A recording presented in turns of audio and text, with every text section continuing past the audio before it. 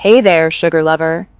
If you're watching this, chances are you know exactly how tough it can be to resist the call of something sweet.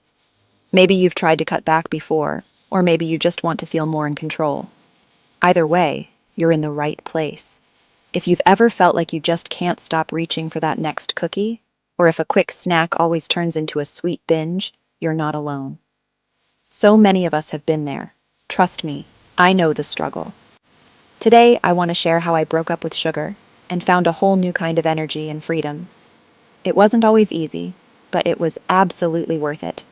Ready? Let's dive in. First off, let's get real. Sugar is sneaky. It's not just in the obvious treats like candy bars and cookies.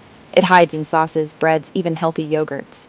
Sometimes it's lurking in foods you'd never expect, like salad dressings, granola bars, or even your favorite breakfast cereal. So my first tip? Start reading labels. Seriously, it's a game changer. If sugar, or one of its sneaky cousins like corn syrup or cane juice, is in the top three ingredients, it's probably messing with your cravings.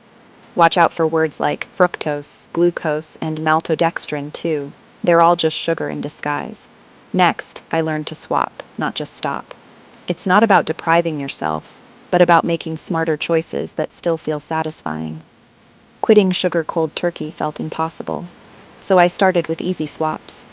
Fruit instead of candy, sparkling water instead of soda, or even dark chocolate instead of milk chocolate. These little changes made a big difference and helped me feel less restricted. Over time, my taste buds actually changed.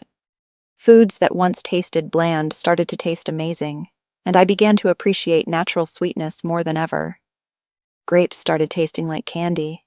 Even a simple apple or a handful of berries felt like a treat.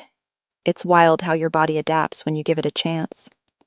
But let's talk cravings. Those hit hard. Sometimes it felt like my brain was screaming for sugar, especially in the afternoons or after a stressful day. Here's what helped me. If I felt a craving, I'd drink a big glass of water and wait 10 minutes. It sounds simple, but it really works. Sometimes I was just thirsty or bored. Other times I realized I was just looking for a distraction or a quick pick-me-up.